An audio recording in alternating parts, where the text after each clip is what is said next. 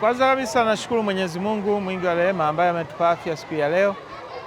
Mimi kama mkuu wa wilaya ya Arusha nichukue nafasi hii kwanza kumshukuru Mheshimiwa mkuu wa mkoa wa Arusha CPA Amos Gabriel Makalla ambaye ametuelekeza kuandaa vizuri zoezi hili la chanjo ya polio katika mkoa huu wa Arusha, na sisi wilaya ya Arusha tukiwa mojawapo.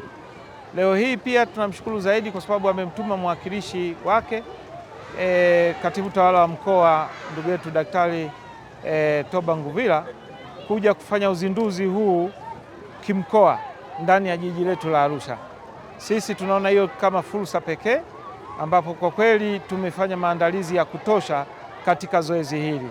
Tuna vituo takriban 73 vitakuwa vituo vya chanjo hii ya polio. Hiki kituo cha Levolosi kikiwa kimojawapo, lakini pia tunatarajia kuchanja watoto 162,000 ambao tuna uhakika kabisa tutafikia lengo au hata kuzidi lengo kwa sababu ya mwitikio mkubwa wa wazazi na watoto ambao wameandaliwa vema. Lakini pia tunazidi kuwasisitiza wazazi na wananchi wote kutoa watoto ambao wako chini ya umri wa miaka 10 kupata chanjo hii muhimu, ili kusudi kama ilivyoelezwa na mgeni wetu rasmi Dr. Toba Nguvila kwamba hatutaki kupata watu ambao wamepooza baadaye au viongozi ambao wamepooza baadaye.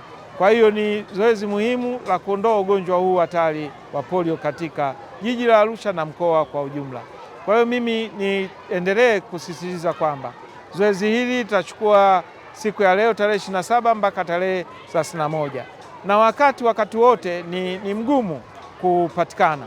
Kwa hiyo watu watumie fursa hii hasa nyakati za asubuhi, watoto waje wachanje kwa wingi, na baadaye wanawekwa alama maalum kuonekana kwamba zoezi hilo limeshafanyika kwa mtoto mmoja baada ya mwingine, na ratiba na viongozi walioandaliwa, yani walimu walioandaliwa wako makini na kila kifaa kipo. Tuna imani zoezi hili litaenda vizuri mpaka mwisho tarehe 31.